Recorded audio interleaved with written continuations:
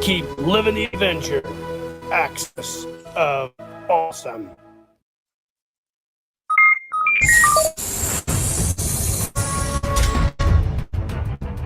Incoming transmission.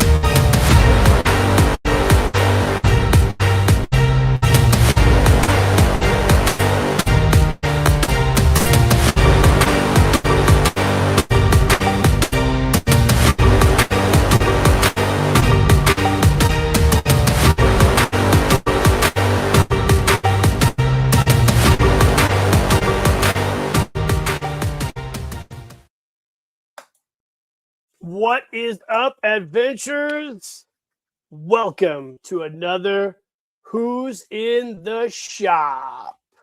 I appreciate you guys all tuning in tonight. We have a really awesome guest for you guys. I think you're really going to enjoy tonight's live stream.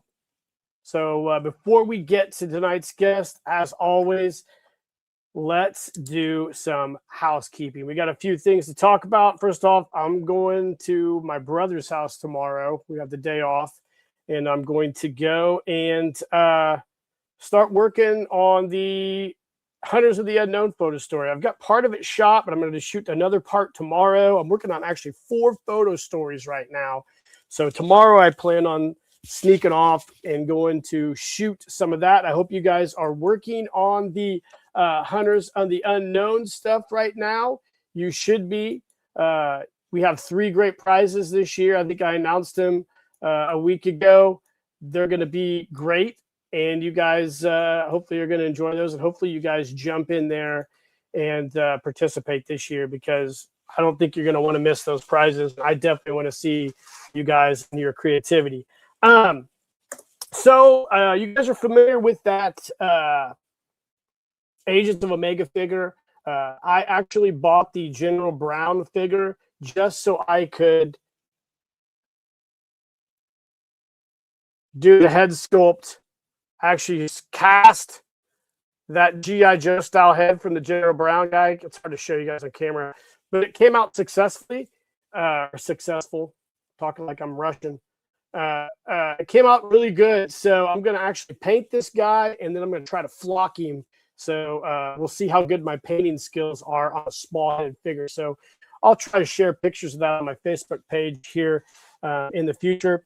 I want to give a special congratulations to, let's see, there, Vern from Ochre Studios, Toy Rants YouTube channel. 35 million views on his YouTube page. That is freaking crazy. If you guys haven't followed him on YouTube or Instagram, you should. He has a lot of really cool content, and I always enjoy him. I was lucky enough to be on his show a while back, and I had a really great time. And he came on my show, and we had a really great time as well. So give him a follow and give him a big congratulations for that milestone. That was really, really cool. Such an awesome milestone. Congratulations, Vern. I got another announcement. I know you guys aren't probably big in the music scene, but I am, especially the doom metal scene. But Sleep, one of my favorite bands, dropped a brand new single today. It's called Have Space, Suit Real Travel. But the biggest news is one of their co-founding members, Matt Pike, who I'm friends with, and who he's also High on Fire. He's not in the band anymore. He decided, I guess, step away. I'm not sure what the story was. But it's going to be kind of different without him in the band. But this is a really good single. You should check it out if you're a fan of metal music. It's not heavy screamo shit. It's actually really cool sounding music. So definitely check that out. I was perusing the Facebook today like I always do. If you're actually friends with me on my personal account, you may or may not like most of the stuff I post. Either way, I don't give a shit. But I came across this, and it brought back such an awesome memory to me. Firefox, released on this day in 1982. My dad and I went to see this on a Friday night. I can still remember this movie. It's one of my favorite Clint Eastwood movies of all time. It jarred the memory loose. I had such a good time with this movie. I remember the whole thing. I need to watch this again. Great story. I believe it's based on a book. The Meg in it is really cool as well. Reminded me a lot of those old Popular Science magazine covers back in the 80s when they were trying to figure out what the stealth fighter was going to look like. But Firefox, what a great movie. I hope you guys remember that movie. It was awesome. Let's see. This Sunday, I will be on Toilet for the Toilet Takeover. We're going to be on there at 9 p.m. Eastern Time. We're going to be doing our 3rd annual G.I. Joe show. So you guys have to check that out on the Toilet channel on YouTube. It's really fun. It's basically me, Travis, who was on my live stream a few weeks ago, Ed from Action Figs, and Lawrence from Punk with Toys. We get together and talk about the state of G.I. Joe. It's always a good time, and we always have a pretty good participation. So definitely get on there and check that out. We'd love to have you on there. It's going to be really, really awesome. Speaking of Travis, the man there in the center, he is, let me pull this up so I can get this right. Travis is going to be at Joe Fest, I believe. And if you guys heard him talk about his Hexastack sets, he is going to be dropping a Joe Fest exclusive pre-sales. Go live for Friday, June 19th at 9 p.m. Eastern. It's going to be dropping his 1 week before the show. And he's doing a limited run with his new textured finishes in combat green, which you see right here. And he's also doing the enemy blue. He wants to help collectors curate their displays. These are really cool. I haven't bought any of these yet, but I need to. He's also debuting his new Type 375 Universal Foot Peg. I think he talked about that a little bit on my stream. And I think he's got a really cool product and design. So definitely get on there and check that out if you're interested. You can get on his Hexastack Instagram and order those for your action figures if you guys are interested. They're really, really cool. Last but not least, I think I have got with Action Man, Action Fan. He had some health issues, but I think he's going to be the next guest. We're trying to work on a date. It's probably going to be a Sunday during the day because over there across the pond, there's a little bit of a time change. But I'm really excited to talk to him. He has a great YouTube and Facebook page as well. So be on the lookout for him as a future guest on Who's in the Shop. Guys, we are at the end of June, and we are approaching the 250th anniversary of the country, which is a huge deal. Not many countries can say that they are 250 years old, especially one that has been founded by immigrants and has such a diverse, wide open, large place as the United States. And right now, it just feels like nobody's getting along, which is crazy because we all should be getting along. Everybody needs to just chill the fuck out, put their differences aside, enjoy your life for what you have, and get back to the normalcy of this country and start fixing things. So that's my advice to everybody. Just chill out, get off social media, get out, hang out with friends, and get back to fixing everything. And speaking of fixing stuff, I got the world's most renowned G.I. Joe fixer, a man whose page I've enjoyed for a long time. When I have a fix I'm trying to do, I always go to this guy's YouTube page. I do. We kind of were talking about this off camera. I didn't tell him that, but I go to his YouTube page because I'm pretty sure he's fixed it. I've got a lot of different ideas from him, and he's a super dope YouTube and an awesome Facebook page. Welcome, Mr. Medic Mike Boinski. Hi, everybody. How y'all doing? Mike, I appreciate you being here tonight. In honor of you, I don't drink beer, but I will tonight. In honor of you always pop that cold beer in your Facebook. It's kind of become your signature, which I love when people in their pages have a cool niche signature. Yours is pouring the cold beer in that frosty glass. Yep, it's always the same glass too. What do you drink usually now? I'm a Pabst guy. I Perhaps kind get of, yep. Hey, I'm from Milwaukee. What do you want? old school. Yeah, Was Schlitz in Milwaukee too? yeah. Schlitz. Let's see. There's a bunch of other ones. There's Pabst, um, Blatz. Those are really old school beers. Old Oh yeah. Milwaukee. Um, let's see. I got the habit from my dad and my grandpa. They always drank the local stuff. So, you know, Yeah, well, that's what you got yeah. to do when you're in that area, man. You drink whatever's Oh, near you. yeah. That's why they call it Beer City, right? Now, are you a Brewers fan? Strangely enough, I don't pay much attention to sports at all. You My don't. Well, my that's probably sports, good. yeah, my sports fix comes from outdoor stuff. I grew up camping and hunting and fishing and stuff, and I do quite a bit of fishing still nowadays.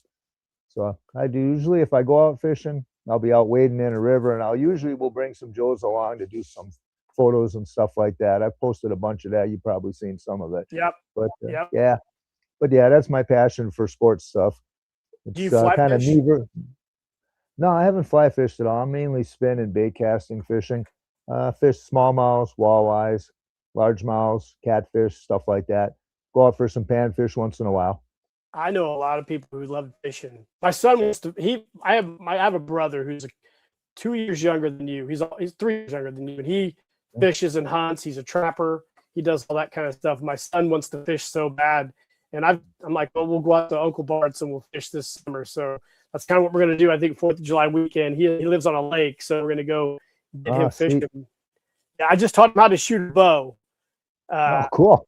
Oh yeah, I saw yes, your video on that. Yeah, or your it was yeah. a pictures, but yeah, I saw that. That's kind of neat.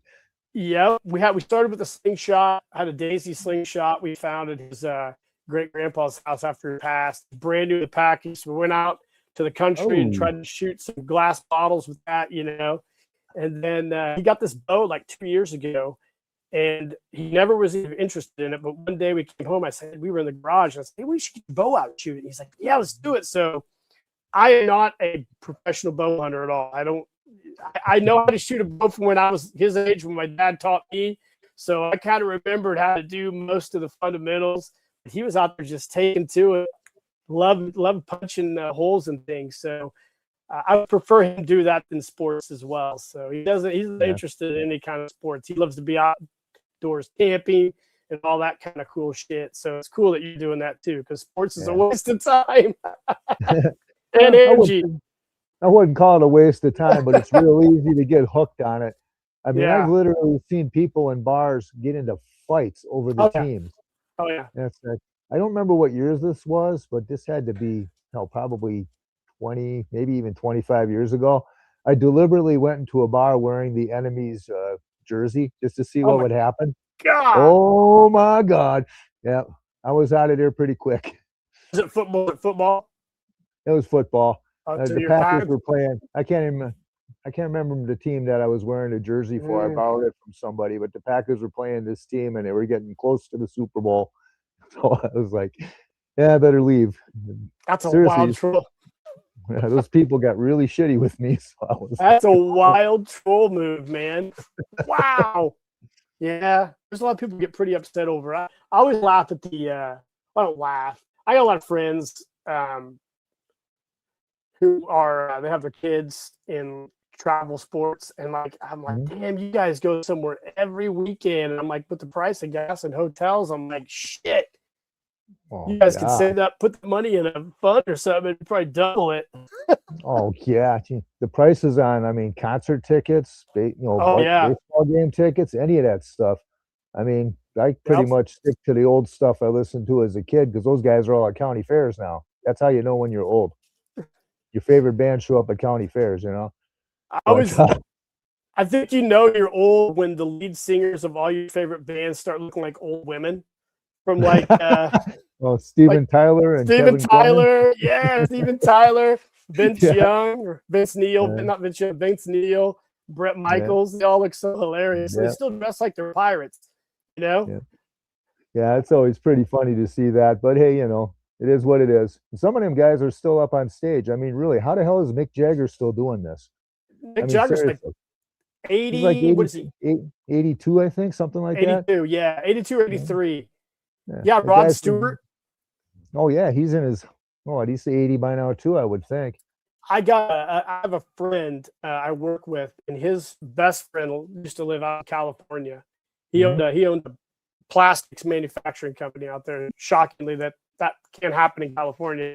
But he lived in a wherever he lived. Rod Stewart lived in that neighborhood, Right? and he was still, I think, 2 years ago playing pick soccer league because he Really? was a professional soccer player when he was young. So he still goes and plays soccer in like a suburb league or whatever at 80, almost Wow. 80. Isn't that wild? Yeah, that is really, he's still, I don't know if he's still performing anymore, is he? I know he's still making kids, so yeah, probably. Oh, okay. I think I guess that's a form of performing. that's what I mean. Yeah, yeah. Rod Stewart's a savage. I think he fathered a kid at like 75 or something. I'm like, Oh shit, my. dude. Could you imagine? Yeah. Shit, I had a kid at 45 and or 43. I'm like, I feel old as shit. I can't imagine my 70s. My God, Man. keeps you young. Yeah. So what have you been up to, man? I've noticed on your Facebook you've been doing a lot of Joe stuff. Oh yeah. It has been very, very busy. Lots of talkers, lots of people ask me to fix this, that, and the other thing. Plenty of flocking. I mean, I got, oh God, geez. Let me, where are they? Let's see what you got going on. Well, let's say, yeah, there's some of them. It's about half of the ones I'll be doing tomorrow.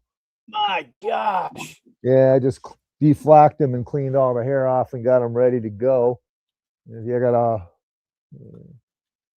handfuls of these things. This is stuff for all one guy actually. And I've got a box full of muscle bodies that I got to fix, and I'm running out of muscle body kits. It's just Now, have you tried to make your own yet? I make my own restraining kits for the older, for the older style figures. As far as the muscle body kits go, that pretty much requires, molding those plastic parts, which I don't have the capability to do. Yeah. I had one guy, Brian Gidney. Did you know Brian? Yep. Yeah, Knew okay. him Well, well. Brian printed up a bunch of pegs like Yep. that were, designed for the knees and the ankles. And then he printed up some of the plastic pieces that go in the shoulders and in the elbows. I got a bunch of the lower body pieces from him. They work pretty good.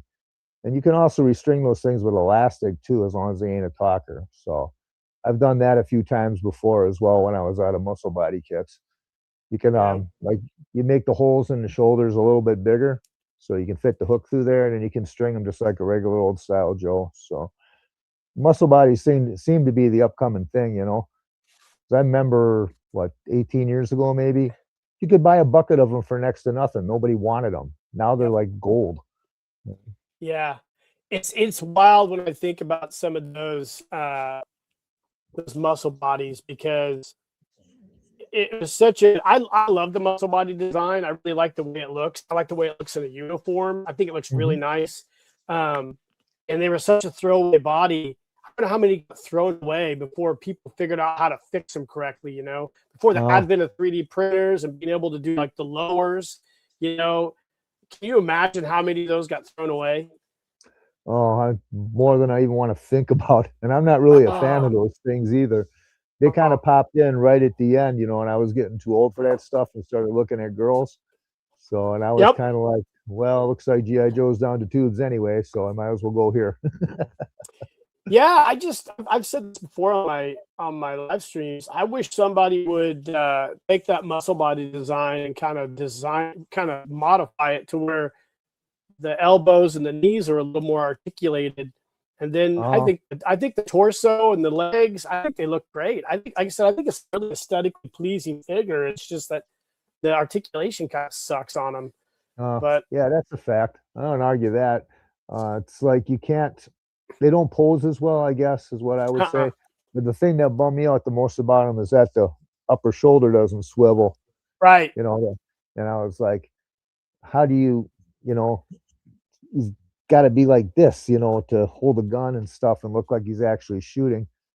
But, is what it is. But you used to be able to get those things for nothing. Now they're like gold. And I think that's because the kids who had them 75 and 76 are finally now, over the past few years, hitting the age where they got some disposable income, and now they're thinking about collecting childhood things too, just like I did, 20 years ago, and other people even earlier. I think that's what's happening with that. So what got you into? I've heard you say this before, that it was your favorite toy as a kid. Mhm. What got you into getting back into it and doing all this stuff? Like, when did you get back into Joe? Oh, that's a good story. Back around, let's say 96, 97, when they came out with the Hall of Fame figures. You remember those guys Oh yeah, oh yeah. with the horrible bodies? Horrible Um, body. yeah, Barbie on. It was like Ken on steroids, yeah, kind of, yeah. but he only did Oh, arms. Ken did arms. That's all he did. yep. Everything else was, oh, the hands are awful on those things. Hmm. But anyway, my mom remembered that I liked GI Joes, when I was a kid, and she liked to give gag gifts sometimes. So for a Christmas present, she got me one of those. It was the Duke basic, or the Grunt basic training figure with the Hmm. electronic flash weapon and stuff. Oh And I yeah. was like, wow, that's pretty cool. I'll put that on my shelf. That'll be a neat little reminder. And then, that was right around the time that the reproduction figures started coming out, the Masterpiece Collection, all that, just shortly afterwards. Well, I saw all that happen, and I was like, wow, that's pretty cool. At least, modern kids will get a chance to play with this stuff. I didn't even think about collecting at the time. And then I visited an antique store. Yeah. Yep, yep. Yep. Right here in Waukesha. In fact, the place is only a couple blocks from me, and I got to know the owner pretty well. But anyway, so I went in there, and he had a helicopter, and he had a talking commander that worked. And that was my favorite figure as a kid. I had to beg the old man for that one. And I bought him, took him home, and kind of the rest is history. Then I started, buying up, the 90s figures, and, the classic collection stuff that was Yep. around at the time. I mean, I thought to myself, I didn't have a ton of money then. So I was like, well, if I can't have a bunch of vintage figures, I can at least have these guys, which are pretty cool. A lot of modern collectors don't like those things, or vintage collectors don't like those things. But hell, as far as I'm concerned, they're fine. I got no problem with them. They got all the flaws and all the virtues of the original figures, just in a different way. And the fact that they have such a wide variety of head sculpts, I think, is pretty cool too. It just kind of blew up from there. As I started making more money, get a better job and everything. So I started buying the stuff, and I fell into the rabbit hole just like everyone else did. Yeah, man. Yeah, I remember getting my vintage Joe. It was a garage sale Sea Adventure. A Sea Adventure and a hardhead brown hair figure. And I played with those guys until they fell apart. And that's kind of when we're talking about repairing and stuff. I remember it's probably about 1985. One of my GI Joes, the strings broke in him. Hmm. So my dad had it in a shoebox, and he was going to try to repair him at some point. I think he ended up just throwing it away for some reason. I just Ooh, because he's like, I'm gonna throw it away. So bummer. yeah, so my Sea Adventure's elbow broke, and I didn't want him to throw it away. I'm like, we got to fix this, Dad. So that those pegs are you can't glue those pegs because it's that Nope. plastic. So he took a nail.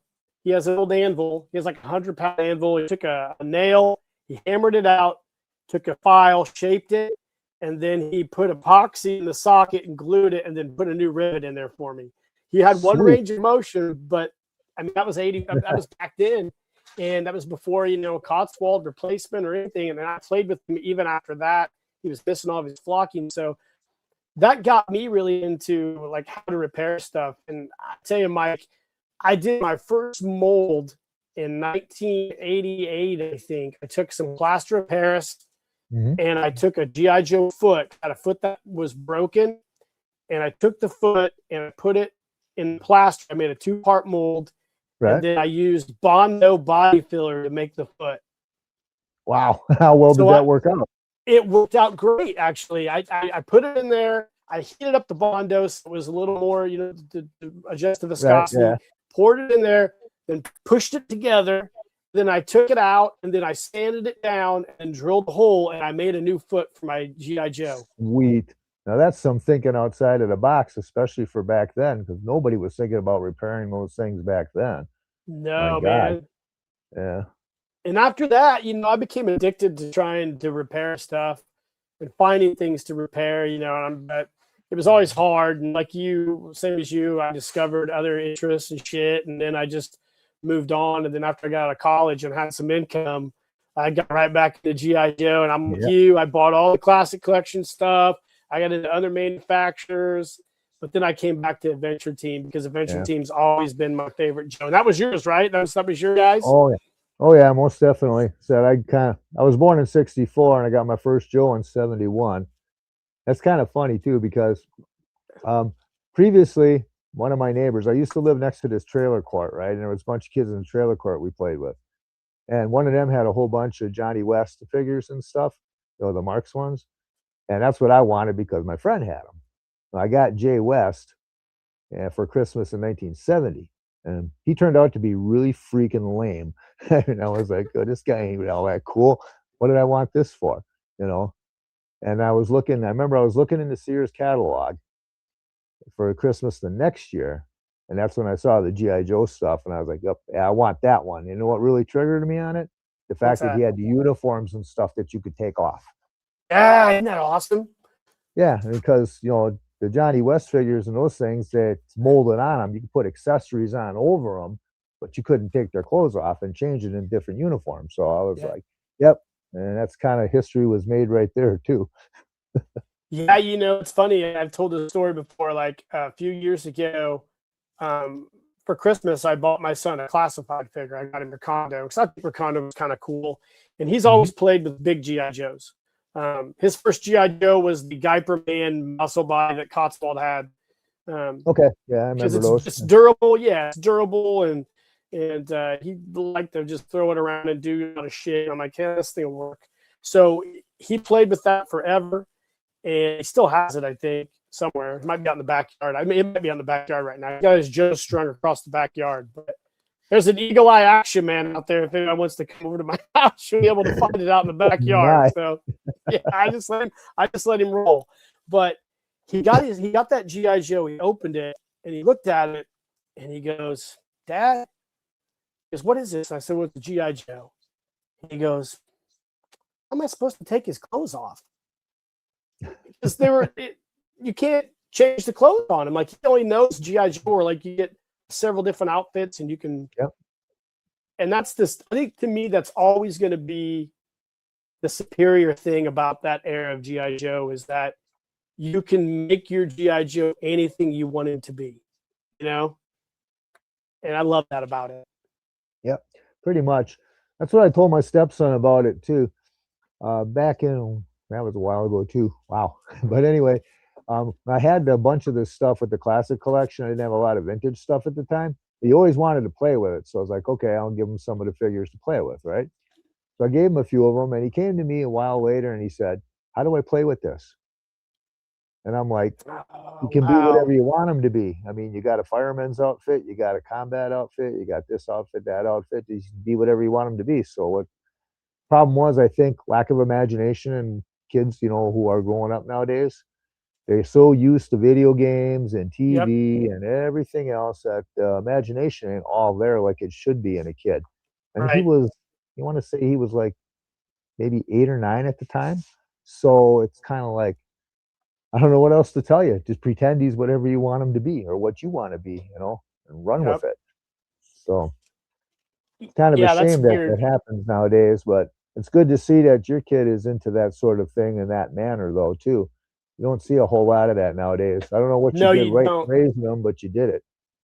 Yeah, it's interesting. I think it's all about exposure, because like he would come down when he was little, Mhm. like 2 or 3, and he would be in my workshop like and I'd be down there working on stuff, and he'd be, "What's this? What's this?" And I'd show him, and he would hold him and look at him, and he'd see me dress him and all that other stuff. So he got it kind of an exposure in his head to it. And then when I gave him his first GI Joes, I just gave him a big old box full of. I put like a few vintage Joes in there, a few new Mhm. ones. Just put them all in there with a bunch of boots, a bunch of clothes, and then he started just dressing him in himself and making his own guys. Like no rhyme or reason. Like he'd have clothes on backwards, and I just said, "Wow, that's a great looking figure." And then like we'd start going to the woods, mushroom hunt. He'd take a figure with him, and he'd have to put it in the creek with a raft. And then like from that, he'll go out and do stuff by himself and with his Joes, like play out in the backyard. The hardest part's getting him to pick him up because he'll just leave him. So I want to hit him with the mower, out there mowing. I'm like, no, definitely not. and I'm like, shit. But it is. I think it's all about exposure because he loves like Shogun Warriors, the Japanese robots from the 70s.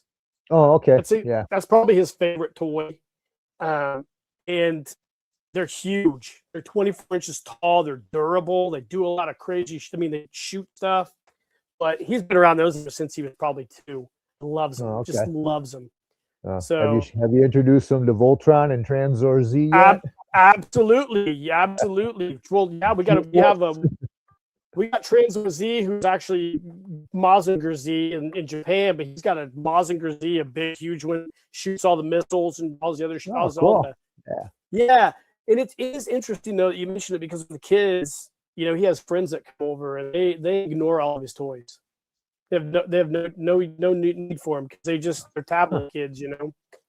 So that's weird. It's a weird world like to navigate it with kids nowadays. But he does love GI Joe. He has a lot of GI Joes. He loves superheroes and stuff. But yeah, it is odd nowadays with all this because I don't know what we're all going to do with our collections. Well, I think what's probably going to happen to a lot of it, and this may sound kind of depressing, and it probably is, but I think a lot of it's going to wind up getting trashed once, people start croaking off. Yep. Some of it's going to be sold to other collectors, of course, but there's just too many younger folks who ain't interested. And I see, there's a couple of kids who are, into the collection, Sam Burchett, for example. Mm-hmm. Yeah, Sam collects this stuff. He's like 18 now, I think. Yeah. But there just ain't too many young people entering it anymore. And I see a lot of it online, sometimes in my group, sometimes in other places where somebody will like, hey, my uncle passed away and I got all this stuff, and you guys know anything about what it's worth? And all they want to do is sell it and get the money for it. Can't blame them for that, I guess, but it's still kind of bums me out a little bit to see that happen. But then again, at least it's going to other collectors. Yeah, that's just kind of a bummer. I think about that quite a bit because like I got a modestly big collection. I'm not like huge. I have a lot of custom stuff I've made that means a lot to me, so it is going to be interesting as I get older what I'm going to do with it because that'll be a conversation I'll have to have here in probably 10 years or so, what are we going to do with all this stuff? I'm an eclectic dude. So I'm into a lot of stuff. I'm into a lot of stuff, and I got a lot of different stuff. And sometimes I have a little more linear with my collecting, but I think my mental illness, Mike, is I start looking at stuff, then I'm like, oh wow, that looks cool. I need to get something like that, and then I'll obsess over it. Yeah, and that's what happened to me with Japan. Japan auctions has been the best, worst thing that's happened. Really? What do they sell there? You're talking Japanese toys? Well, yeah, or anything like I've said this on here before. A lot of guys, we'll get to the chat here in a second, but this is a site called Syndico, and it's in Japan, and it's like a curation site. So they have like 4 or 5 different Japanese auction sites. And in this site, Syndico basically curates them all, and you buy it, and then it goes to this Syndico warehouse where they hold it for you for like up to 90 days. And then whatever you buy, they'll bundle it all together, then ship it to you from their warehouse. So you can get a bunch of stuff and just pay one shipping price and a lot cheaper. But Mike, I've found some of the wildest shit over there. Like vintage stuff. Like I was looking at the other day, a vintage. Have you seen that Action Man helicopter, the green one? Yeah. They have one of those mint in box on Japanese auction. Like really? Never opened for like $300. And I was like, holy shit. Oh, that's not bad for an unopened piece at all. No, and I've found Combat Joe, which is the Japanese Combat Joes. The The Takara guys. the Henshin Cyborgs, which are like the I don't know if you're familiar with the Henshin Cyborgs. The Oh yeah, look like I've seen those guys before. Those look pretty cool, but every time I've seen one, the price is astronomical. yeah. So the prices in Syndico are all over the board. And it's just not for like they have a bunch of vintage Joe toys. They have a bunch of classic collection stuff that's dirt cheap on there. Mhm. But you buy it and then you pay like Stacey Armstrong's talked about it, I think, a little more in detail than me. I'm not great at talking about things in detail, but you like, pay like a certain fee, like 500 yen, which is not much at all. And Okay. to like bid and the stuff. It's really weird to look at it, but I spend a lot of time on there. I buy a lot of shit. I Oh, shouldn't, but I do. I bought a lot of stuff for my son on there, like vintage toys, like the Shogun Warriors stuff that's over in Japan. They're called oh, Jumbo okay. Machinders over there. But yeah, Syndico's my new addiction. I gotta stay off there. Like I don't buy a lot of new toys. I buy all vintage stuff because I really Yeah. enjoy it. And I think it's easier to repair Hmm. and it holds its value better. Oh, most definitely on the value. And Yeah, that's a question I get a lot when I'm fixing stuff is people will ask me, after you fix this, is it still going to be, holding its vintage value? And what I always tell them is this, anytime you fix it, it's going to lose some value, but you got to ask yourself this question, what's more important to you? Perfect vintage? Or do you want something that's been repaired but is still nice and posable and sits on your shelf and looks cool? yeah, If you want the super great vintage stuff, go talk to Joe Zeta and pay the price. He'll hook you up. There's other yeah, guys too as well. But yeah, it's a basic question of how you want to collect and what's important to you. To me, yeah. I got some pretty nice vintage pieces, but they're few and far between, and I stumbled across them when the price was what I was willing to pay. But probably 80% of my stuff is things that I bought that were all broken up and beat up at a low price, and I fixed them. Me too. It means more to me I love to find beat up Joes and bring them back to life because I think there's something special about Oh yeah. breathing new life in them, getting them back in the battle. And I've watched your channel a lot. You bring guys back to life and vehicles and all the other stuff, and I think it's great that you do all that. And I've learned a lot, especially your talking repairs. Um, it's always funny because I've messaged you a few times about stuff. How did you do this or how did you do that? And I always learn something. It's great. What's the most difficult repair you've had? Let me see. Let me think about that a minute. I can't think of any. Well, yeah, actually, I can. One repair I got a few years back from a guy. It was a really banged up African American muscle body, not a talker, just a regular one. The thing was in pieces. Somebody and everybody out there, don't do this. Super glued the damn shoulders into the sockets, super glued the head to the neck. I've run into that a couple times since. But it's like, don't do that, my God, fix it right for God's sake. But anyhow, and the shoulder pieces were broken up. They were in a couple of pieces. And he sent me some other pieces. Some were of, European muscle bodies. I don't even know if they were Guyper Man or Action Man or what, but they were all African American. I swear to God, I must have spent 3 or 4 weeks on that one figure, just painstakingly epoxying the stuff together and sanding and sanding things and adjusting things so that the European parts would fit to replace the broken pieces. Let me tell Whoa. you, I was never so glad to get a figure out of my shop ever. But How did it turn out? that turned out pretty good, actually. I mean, obviously, this ain't something you're going to pose and move around a lot, but for just standing there on the shelf in a figure stand wearing a uniform, you'll be fine. No problem there. You look pretty good once you got the uniform on them, but you can't really hide those kinds of cracks. All you can do is glue them and clean them, and Oh yeah. how much else you can do. Currently, this damn thing is driving me insane.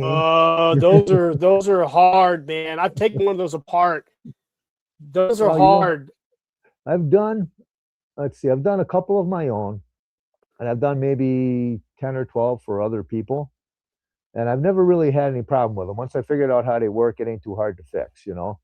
But they're kind of bitchy to take apart and put back together. You got to be careful of the wires and stuff. I take this thing apart, and the guy had sent it to me. I take it apart, and I fixed it up. I fixed the wiring connections and stuff like that. I didn't see anything else wrong with it really. Put it back together, smacked the buttons a few times, sounded just great, sent it to him. Then it doesn't work when he gets it. It's all slow and Oh, draggy, you know, and I was like, well, shit, send it back to me, man. So he sends it back to me, right? And then I got mad. Like, okay, you son of a bitch, you're gonna work. So I went in there and I literally went to the point of testing voltage drop across those little wires. There's like 22 gauge wire inside of there. mhm. I literally tested the voltage drops across the wires. Found a wire that had a voltage drop, but it should okay, replace that one. And then after I did that, I said, why am I screwing around? I just replaced all the damn wires, Oh, right? yep. Put it all back together. And now it wants to talk too fast. It's like, okay, did I do too good a job here? You know, and then the rheostat did a little bit, but not too much. So anyway, I'm still trying to figure out what the story is with that dang thing, but we're working on it. I switched out the Uh, O-ring to some aftermarket ones I got that are a little tighter, and that slowed it down a bit. So I'm getting there. I'll figure it out, but still. I'm working on a. I've been working on a. You remember Big Track, the Huh, I got two of programmable? them. I got I'm two of them. working Oh on yeah. one of those right now because Well, it I can give you some good partially hints on works. those. What kind of problem? How's it working? I mean, what kind of shape is it in? So I'll do the code and the Big Track will work, right? He'll do it, Hmm. but I put the dump bed in the jack, and the jack won't, it won't work. It won't So connect at all. it doesn't feel like it's getting any connection to it. Like, but I'll take it's almost like I got two of the dump beds, right? So Right? one dump bed will work in it, but the other won't. So I don't know. I've tried cutting the jack and everything, and maybe I need to go back and check the wires. Hmm. Well, if So one works and one don't, it's got to be a problem with the trailer, obviously. that's what I'm thinking. So yeah, I would just replace that. I would just replace that jack. I mean, it's just the same as an old style microphone or earphone jack, basically. Yeah, you can So get one of those probably off what eBay or Amazon. You think they sell yeah, I'd microphone look on jacks on there? Amazon first. Yeah. Yeah. So that's where I find a lot of pieces like that. If I need them. The other thing I would say is, the trick about getting those motors going with a 9-volt battery. I have got those going. I've busted one apart and done that. Yeah, got the motor Yeah. going. The motor seemed to be working just fine because I took it apart and got the motor Mhm. running. So it might be that jack might be bad. You might be Yeah. right on that. Probably. You could just take the big track apart, that portion of it, and then Hmm. just take the wires off of the jack. I mean, if you're going to replace it anyway, just cut them and then Just cut hook them. them, and just touch them up and see what happens.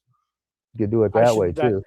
I started messing with it last winter, and then I got distracted by something else, and then I'm coming back to it now. So maybe I'll do that. I'll have to get him out. I'll probably be able to see some pictures sometime and show you or send you a video and show you what it's doing, so you get a better idea. I haven't messed with it since last fall, so Okay. that's one of my projects. Speaking of projects, I've enjoyed your mobile support vehicle restoration. Where are you at on that right now? Okay. Um, Not a ton of progress has been made, but some. Right now, I'm screwing around, probably stuck on this. When I was a kid, it drove me nuts that the thing didn't have a steering wheel. So I'm okay. I tried making a joystick, which looked okay, but I wasn't satisfied with it. So I'm probably going to make some kind of yoke. Right now, the whole thing is at a friend's house with the paint drying because it drove me nuts that the vintage plastic color didn't quite match Jim Egner's 3D printed color. So Oh, yeah, so I took it out there a couple days ago and spray painted everything. Um, what'd you what'd you spray paint it with? What did you end up using? A uh, Krylon or a Restore? Krylon Sunbeam Yellow, I think the color was called. Yeah, that's a good one. Was it okay? Did you have any issues with it? Not really. The only real problem I ran into is that I found that when you're using that stuff, super thin coats are the key. I mean, Yeah. I've painted other things. I mean, I painted a little bird yellow like that, a black little bird yellow like that, and it took like Oof. 1,500,000 million billion coats to get totally yellow. And I found if you lay it, it seems to be worse than other spray paints if you lay it too thick. You know what I'm saying? You get it Uh, too thick and it starts to run. This stuff, if you go beyond a bare dusting, it starts to run. So Yeah. I had to put 6 or 7 coats on it. And I spent all day doing that. And you got to wait in between before you can recoat it or wait 24 hours. You know, the instructions on the can say wait 15 minutes or 24 hours, something like that. But anyway, it's drying and hopefully it'll look decent when it's done. I couldn't see any runs when I was done. So So you're liking the way it's turning out? yeah, I think it's looking pretty good.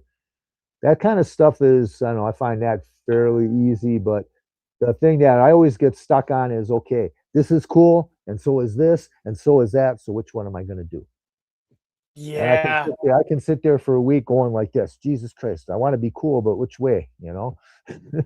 Yeah, I know, man. I struggle with that too. I've got 2 MSVs. One my son plays with, so it's beat up one, but I let him just beat on it. The other one I have, I bought it after I saw your video. I got it at an auction for nothing. Yeah. And with the intent of restoring it like you did yours. And that's probably one of my projects in the future here is to do that and then get Jim's some of Jim's stuff to like resto mod it, kind of like you're doing in with Oh, the. okay. So I was speaking of paint. I started looking at. So I think Rust-Oleum or it's Rust-Oleum makes a yellow that is real similar to that MSV and Big Trapper color. Okay. So what I was going to do is I was going to get one of Jim's and then paint it to match the body to see if that worked. My hold up with doing that is, Jim's got really good tolerances to all his his doors and stuff that go on there. Yeah. So you don't want to paint it and then have your shit not fit correctly because you know how painting can get. It's so thick. So get a little too thick, it can screw things up. Yeah. Yeah. So that's kind of what I run into. Because I bought some Jim's stuff like the Desert Patrol Jeep's bumper. Bought it and repainted the bumper to match that kind of faded tan. Yeah. So I did that. It turned out really, really good. So I might be a little ambitious with the MSD, but I can't wait to try it though, because I'm going to do some 3D printing for it and try to resto mod some shit. I want to actually make a brand new searchlight. Oh, okay. Right. I would like to design a new searchlight and 3D print one and put LEDs and stuff in it. But I did that with a broken one I got. I've got another one sitting right over here in the basement. That was that's a replacement for my good one that's upstairs in the collection room. But it originally came with the searchlight, and it was missing that entire back reflector thing. Yeah. And the light bulb socket. So I took a piece of plastic and I cut it to fit in there. In fact, I might have videoed that too. And then I just took an old, one of those cheapo LED flashlights, and I took the guts out of that. I put it inside of there, and I covered the reflector thing that I made with tinfoil. Oh my God, was that bright! And it was it. Oh my God, it nearly blinded me. I was used to the old incandescent bulb thing. I turned it on. I was looking right at it like a dummy. I was like, whoa! But yeah, that worked out really well. It's a nice upgrade for him. That's awesome. Yeah, I might have to do that because I've been wanting to do it with I got a big trapper too. So it's got the connector looks like tile. The little okay. It looks like that drain tile stuff. Yeah. Yeah, drain tile. Where I work, we sell that stuff. You can buy that stuff pretty cheap, actually. Have you used that on a big trapper at all? No, the one I have is damn near pristine. I got really lucky. I bought it from Jeremy Milford. Thanks again, Jeremy. That was a great deal. Came with the box. The tires aren't even scuffed. It's got all original stickers on it. Yeah, the thing is, it's got the whole cage, the cage elastic, the whole works. And I was like, for that price, take my money, Oh, so I haven't had to mess with it any. I just put it on the shelf and I just kind of sit there and bask in its glory. That's awesome. Well, I've got one that's busted up, so I'm going to actually do the new center to it. And I was going to 3D print some stuff right as well. I'd love to 3D print a brand new gun on top. No, Jim makes the replacement ones, but I wanted to print a new one. Like I wanted to design a new one and put one of those laser dots in it. Oh, no. Oh, like inside of it? Oh, that's a good idea. On this like a scope type thing, and then a laser dot, so Joe can get up there and laser dot, whatever the That's hell a he's going freaking to great hit. idea. Yeah, just buy yourself one of those cat toy lasers, and you should Yep. have that. Yep, that'll Yeah, I've work. got those on Amazon. I don't know if I want to use green or red. I think the green looks cool. I know everybody would use red, but Yeah, red looks a little more deadly. I think you should go with the red. It's a laser gun. Come on.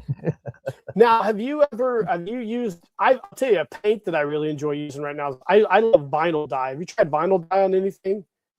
What kind of paint? Vinyl dye, like automotive vinyl dye, like for painting Oh, automotive upholstery. no, I've never used that. I What's it use good that on for? a lot of stuff. It's good for painting just that old plastic. It almost it doesn't run at all, and Okay. it doesn't run, doesn't bubble, and it has a really nice finish. I first discovered it watching a guy make Gundam Japanese model kits on YouTube. He was using vinyl dye to paint it. And I'm like, Okay. holy shit! Like, if you ever run across it, I buy it off of Amazon. I buy this. The only holdup is you can't get the color palette's not really broad. You know what I'm You saying? mean it doesn't match the standard color palette? Is that what you mean? You just can't get a lot of different colors. You can only get like blacks, browns, Oh, silver. that's So probably you because gotta, that's main colors that come on vinyl upholstery. That's why. yeah. Yeah. So that's what I painted. I don't know if you saw my Recondo custom I did on. That's what I painted this Oh yeah. Cotswold hat with. I painted it with vinyl dye. Let me get a close look at that.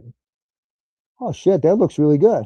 Yeah, so that's vinyl dye, and it just basically, I don't want to say it soaks into the plastic, but it coats it to where it doesn't even look like it's painted.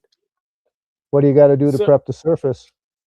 I just wash it with a Dawn dish soap or wipe Okay. it down with something to kind of get any of the oils off.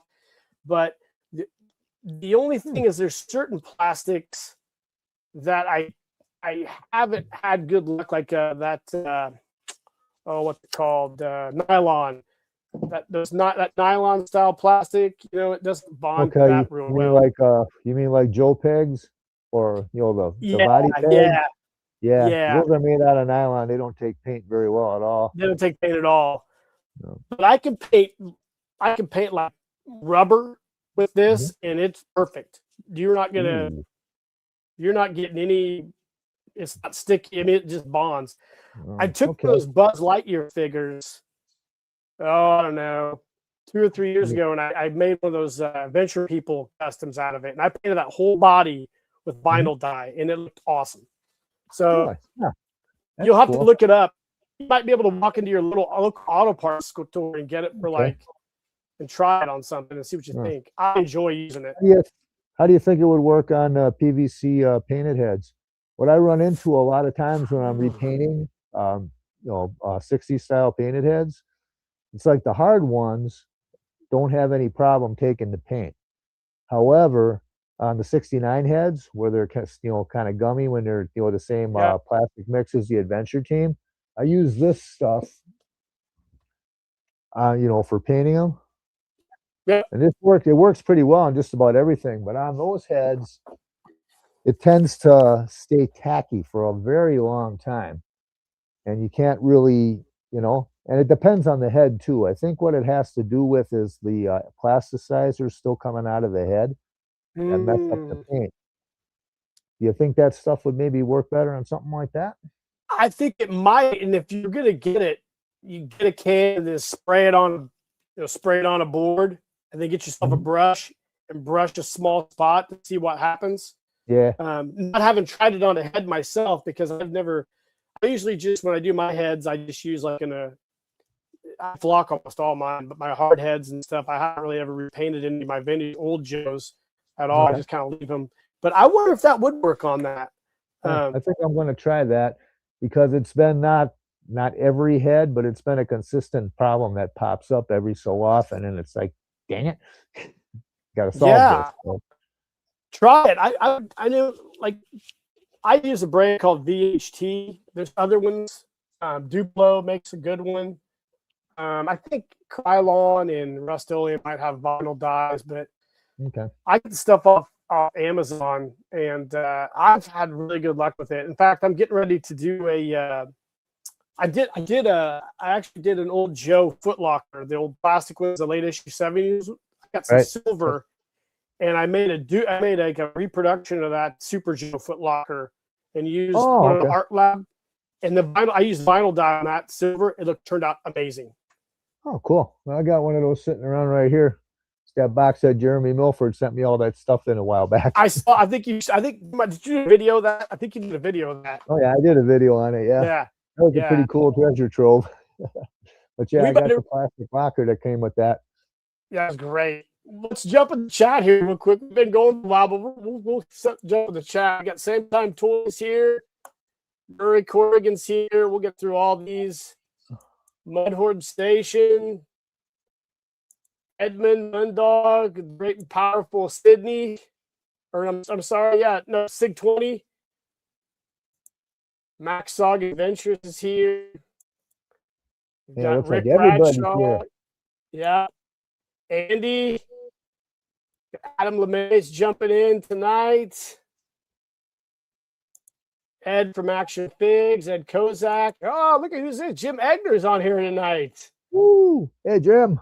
The man himself. I got to be reaching out to him before long. I'm going to do a Jeep restoration, and I'm going to use some of Jim's parts, I think. So, we got Ernie's Attic. He's on tonight. James Peverelli's here. We're getting a lot of guys here tonight. This is great. Thanks for joining us, guys. Hope you've enjoyed our Mr. Wonderful. Enjoyed our conversation so far. It's been really fun. Mike, the cool thing about repairing stuff, though, like we were talking about, is breathing new life into those figures. Is there any one particular that you've done which you just like, fuck, I nailed it. I love this figure. Like one of your own, you're like, this is my favorite figure now. Oh yeah, most definitely. Yep. Want to hear the story? Oh yeah, that's why. Yeah. Oh yeah, that's why you're on here. I picked up a figure, a talking commander. I'm really into the variations. I like like you get a brown-haired commander or a blonde MOA, those variations. I picked it up, and it was a brown-eyed commander, but he was like toasted, and he had his flock was all peeling off, and I could see the painted underneath, and I was like, oh man, if I fix this figure, I'm gonna have to kind of get rid of the paint, to get the flock off and reflock him and everything. I said, screw it. I took it home. I had the good, Green Beret style uniform for early commander. I took him apart. He went together without a hitch. I fixed the talk box. I flocked the figure. I repainted his eyebrows, and I went ahead and tightened up his rivets and everything, and put a nice set of boots on him to go with the outfit. And he is pretty much like the centerpiece of my collection of commanders, which I have a ton of them. That was one of the very few I've ever had that went off without a hitch on everything. So yeah. Wow. So that's your main guy. That's awesome. Yeah. He is. He looks. Yeah, he's standing inside my home build headquarters before I had a headquarters. I did some diorama work for headquarters inside of my shelves. I probably took pictures and showed that stuff off too. But yeah, that's where he is right now. Yeah, he's the one that turned out the best, and he's pretty much one of the favorites in my collection because of that. I still got my first talking commander. My mom bought him at a flea market, and I still have him. He's mint perfect. Uniform's a teeny bit faded, not much, but he still talks perfect. He's like awesome. I remember getting him, and I never put him down. I remember laying in bed every night, just pulling that thing, Did it ever drive you nuts when those color marks don't match up with the phrases? Nope. I don't think I ever even noticed that. I don't think I've never even. That used to drive me insane because I would try to line them up exactly, but they're never exact. And nowadays they're even worse off because the strings stretch and stuff like that. But yeah, that used to drive me insane. And I've had people ask me, well, it's like, can you match up those lines so they fit exactly on the phrases? And I'm like, this is for looks, guys. Okay. Yeah, that's true. There's some stuff that I used to become obsessive about, but I've kind of eased up on that. Painting, I get kind of obsessive about painting, but most everything else, I'll be obsessive about. It's just I'm repairing a drag bike right now. Okay. So I got a drag bike from the druggy guy across the street from my house. I talked about it on my live stream like 2 weeks ago. You I'm have a doing a meth druggy guy trap. across the street who has Oh yeah, GI Joes. oh yeah. He had this from a kid as a kid, and he brought a few Okay. over and sold. He sold like a box of junk to me, but I got them, and I joked with everybody and told them I was gonna do like a methturation on everything. So so so he gave me a drag bike, and I was looking at it like, how am I gonna fix this? So the shaft's a little bit for the front fork, which I can straighten it back up, I think, pretty easy. But the front fork's got the handles missing Hmm. on both of them. So I found a handle on eBay Right. for cheap, but it had one broken off. So I got it, and I just recently made a silicone mold of it. I see So what you had. Yeah. yeah, so what I'll do is I did this on a Jeep repair too. I'll just take that silicone mold and I'll pour the resin in there enough, and then I'll drop the handle in there, the broken portion, so it marries up into it and looks, it'll be I can glue it on there. So I'll Right. pull it out of the mold and I'll just glue it on there with some Gorilla super glue and then paint it. And it turns out well. I did it with a recoilless rifle for the Jeep. It had one of the things broken off. Oh, no. You mean the handles for the spring? Yep, Yeah. yeah, one broken off. So I did the other side because they're matching. And then I just Right. flipped it over, set it down in the resin. I put like a threaded screw up in there, drilled a hole, so Yep. it went down in the resin, and then it just bonded to it, and it's perfect. Works perfect now. I just painted it olive drab. Yeah, it works. Yep. Anything you Yeah, can do like that. I mean, I usually use like a piece of baling wire and one of those little hand spinny vices for that kind of thing. I yep, mean, that works. That works pretty good. I use that for rifle barrels and stuff like that too. I yep. found that it works pretty decent. So whatever works. I like what you're thinking though too, because you're actually making a new part rather than just fixing the old one. So Yeah, I'm trying to make it basically a duplicate. So I've done some molding. It's hard to do. It takes a few times and you waste some resin, but at the end of the day, it turns out pretty well. Now the chroming portion of that front fork, the chrome is all messed up. So I'll just probably put the fork in OxyClean and eat the chrome off, and then yep. just use this silver vinyl dye and spray paint it. But Okay. and then it'll look all right. I just saw a brand new chrome paint though that somebody just came out with.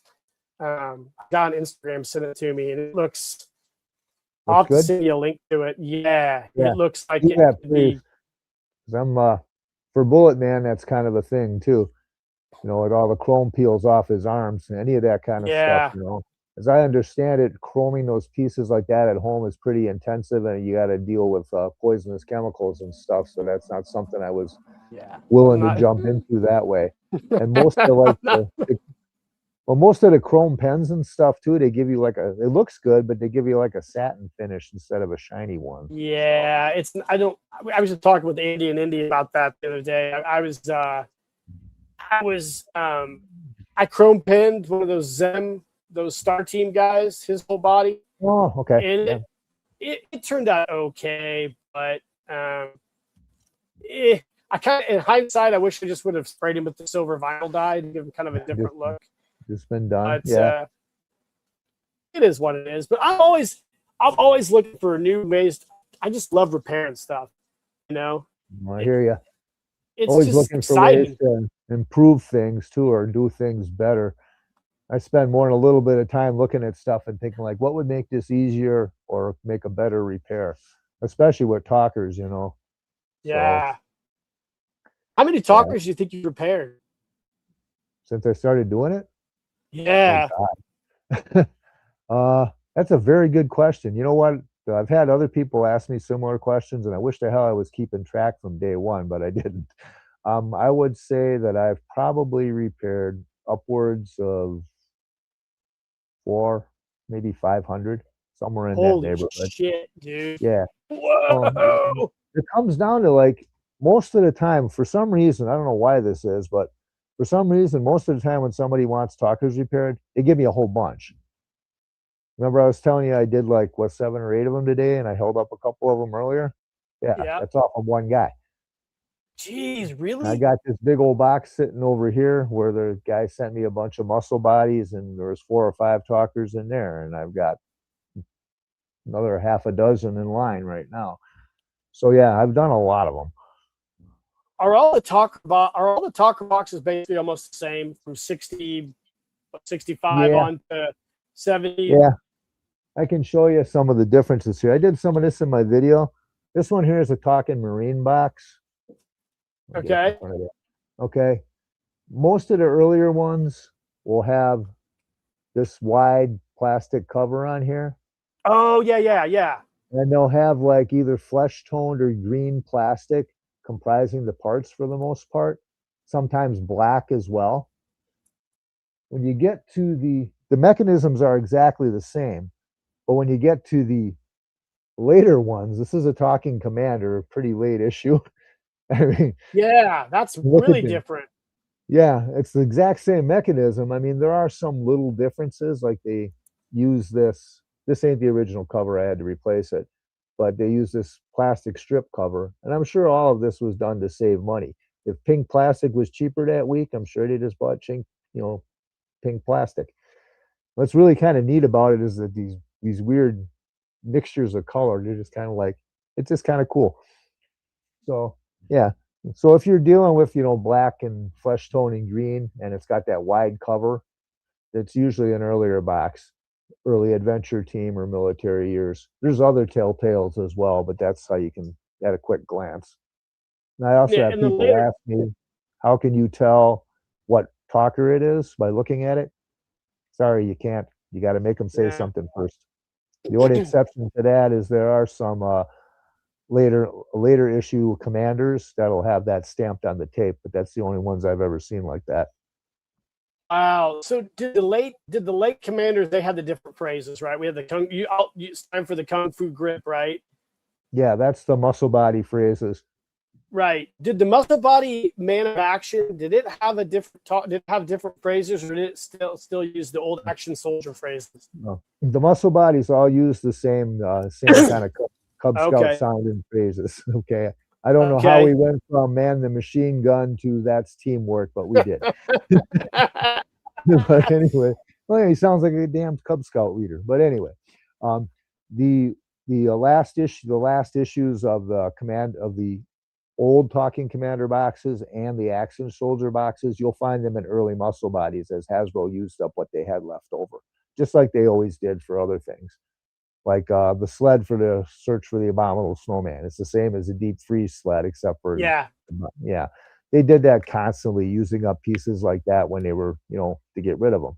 That's probably where the blonde man of actions came from too, you know. So It's funny you mentioned that, because I think a lot of us know that they recycle parts all throughout the whole life of that GI Joe line, right? They borrowed from 64 through 69, and then the adventure team was always swapping. I think we all know that as collectors now. The guys that collect the stuff today, like the new modern stuff, the classified stuff, those fucking nerds get upset if Hasbro uses the same mold from another figure but does a repaint. They'll freak out and be like, oh, really? what a bunch of lazy. I'm like, you guys have zero clue. First of all, you don't have any clue about economics and what it True. costs to make something. And second, like, that's GI has been doing that forever. I mean, that's what they do. They recycle stuff and repaint it. That's Well, what they yeah, always have done. they got to save money somehow, and it doesn't really make any sense to throw away old parts that you can reuse for new stuff too. I No, get, yeah. you I do I that mean, all the it's time with when I'm repairing something. I pull a yeah, part off something else and I'll just repaint it or stick it whatever, on there. Yep, whatever works. Yep, a lot of stuff I got's kind of what do they call it, Frankenstein Joes. That's what I got, Frank and Joe's. Yep. This guy right here, my Eagle Eye that I did, he's got those blue box toys, super articulated arms. Oh yeah, I've seen guy. Yeah, Yeah, Pete Buckley yep, did that too. Thought that was a yep. pretty good idea. How tough was I that to like do, it. Jeff? How tough What's was it that? to do? It's not hard to do at all. Actually, it's real easy. Now those, I'll tell you that the blue box toys, the G3 body, so you'll know they have muscly arms. I will tell you that they have a few different types. So they have this little peg, which will actually fit nicely in the muscle body hole and Okay. hold, but some of them don't. And I've not taken enough time to figure out what's the difference in them. I don't know, but on ones that don't fit, I've had to modify them. I've actually just cut Right. the peg, and then I designed a 3D printed peg that I just screw on. That holds perfect. But I'll tell you what else I've done. You know those formative soldiers of the world figures? Oh For yeah, I those? got a bunch of them in this box sitting over here doing nothing. So I use their super articulated arms on. This is a muscle body Joe here on this guy here. Okay. This is a muscle body Joe, but I use the formative soldier arms because like I said, I just designed a peg where I cut that peg and then I screw that 3D peg in there, and it works great. Okay. The muscle body, but they're super articulated, you know. And I love Frank and Joe's. I'm a Frank and Joe guy. Yeah. Yeah. Whatever it takes to put them together and make them work is what that's all about. Yeah, I'm doing one right now where I got this Man of Action talker shell. So I got the body, and it doesn't have the talking mechanism in it. So for my son, he has a talking Man of Action, but I got a few of those programmable talkers off Amazon. So you can you can put them in your computer and upload phrases. So I've recorded my voice saying the G.I. Joe phrases. And then I upload them to the talker box. And then I put them in. I mean, guys who are like super, like guys like Sean Huckster or Andy or Brad Curry would design an actual housing probably to put that in, but I'm not going to do that. But I actually took the box. I put the phrases on there, put the box in the talker, used some foam to kind of keep it in place. And then I 3D printed a button that sticks out of the pull chain hole. So he can hit that button and it'll say all it'll say all the phrases. So I'm going to let him upload his own voice to it and say whatever he wants. He'll probably say Joe's got to take a shit or something like that, you know, and he'll laugh his ass off about that forever. Thinking some off-color phrases would be funny. Ooh, if I let him do it, he would do it, and it would not be good. We'd have to probably hide. But that's okay. I love doing resto mods. It's awesome. Yeah, doing stuff like that to make it better and more cool for yourself is pretty fun. You know, there's so many pieces out there you can use too, you know. The Cotswold mods and all the stuff that Cotswold offers, for example. I mean, they're just I love it. Create your own stuff. I mean, there's so many different things you can do. I don't have time to do them all. I wish I did. Me too. I have less time now than I've ever had. Like, I would love to sit down in my workshop all day and tinker, but I don't have a lot of time. I think even to do like this YouTube stuff, I'm doing this all like packed it into a small, tight area, and it's just it's fun, but it's a pain in the ass. So what do you got? We're getting close to wrapping this up. So like, what are you working on right now that you could tell everybody about? You got anything exciting you're working on other than all your talkers and everything? Are you doing anything for yourself? Well, let's see. For myself, let's see. The main thing I've been messing with, I figured you'd ask me that question, is I've been messing with this guy that came up with a while back. I've been playing around working on a little bit of a photo story involving this guy. He's supposed to be an apocalypse survivor. I'm huge on the zombie apocalypse. I'm huge on alien invasion apocalypses. Anything that makes the world end, I think, is fun. But anyhow, this guy is kind of, you know, he's a combination of a Cots body and I forget what this guy was, the Aged Adventurer from the Club series. Big Jim backpack, Mark's cowboy rifle. This here, I think, is actually vintage Acid Man. These, I'll be damned if I know what they are, but they look cool. Oh, and this is really cool. I bought 2 of these from, what's the name of the place? Somebody's attic. But that's a real... the guy on eBay? He's not on eBay. What's that? Is it Zhukov's attic? That's it. Yep. Yep. Yep. I bought 2 of these. This is a really nice 1/6 scale, 8-inch barrel, 44 Yeah. mag. I love it. I bought 2 of them. I had to have 2 of them. But anyhow, yeah. So I'm kind of working up a story on this guy, and I'm probably going to do some photo stuff with him this summer. So that's pretty much what's going on now, aside from the big giant yellow MSV thing. That looks And like you might have to do a Hunters of the Unknown story with that guy. Your Hunters of the Unknown thing. Well, does that fit Yeah. in too? Does that fit in Oh too? yeah. I wanted to Absolutely. paint. That's awesome. I wanted to paint this guy, but somebody I had, I think it was Andrew McGrady, was telling me, "Oh no, that's Geronimo's horse, Storm Cloud. Do not paint that. It's hard to get." So I try. I trusted him. It's in pretty good shape, so I figured I would just leave it as it is. But Yeah, you're making me laugh so on that. That's a great looking figure. yeah, I thought he came out pretty good. I'll probably do some more tweaking with him too. So that's how that sits right now as far as my creativity things go. About 4 projects kind of up here and on hold for other various reasons. But yeah, we're getting there.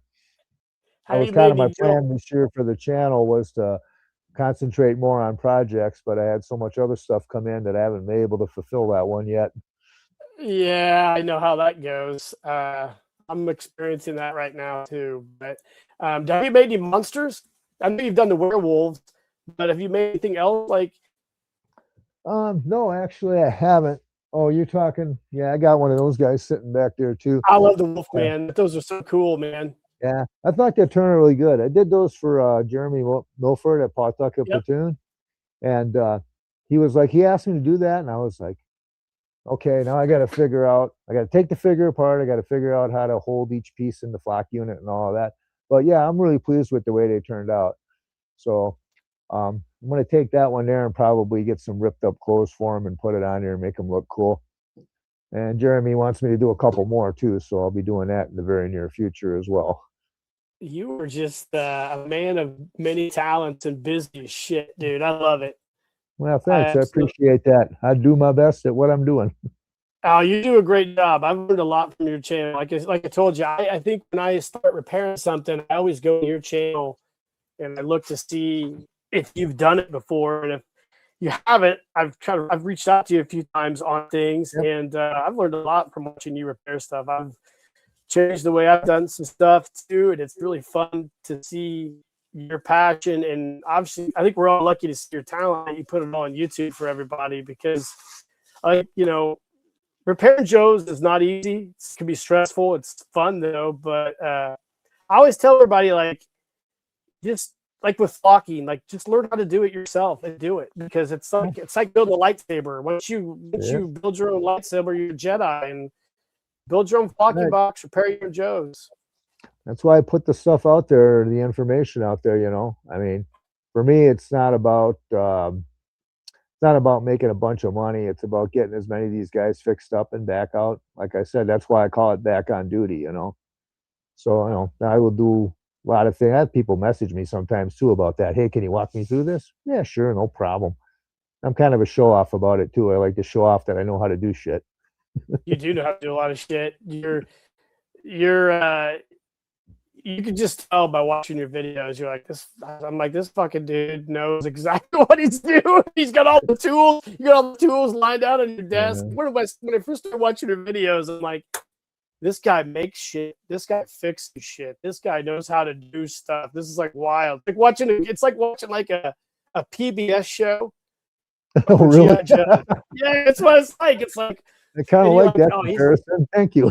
he's got a. I didn't realize, like I got a lot of tools, but I didn't realize how many tools I didn't have. So I've bought a lot more tools after watching your stuff, and it's been super enjoyable, Mike. And we're lucky to have you. You have a great Facebook page too. You guys' Mike page is really fun and it's really good. I enjoy looking at everybody's photos on there. I know there's a lot of guys that post a lot of shit on there. They got a lot of Joes going, but it's awesome, dude. We're lucky to have you in the hobby, and I appreciate everything you do, man. Well, thanks very much, Jeff. I appreciate that. I'm doing my best, and I'll keep doing it as long as people keep watching and wanting to watch it happen, I guess. I don't know how to put it any better Absolutely. than that.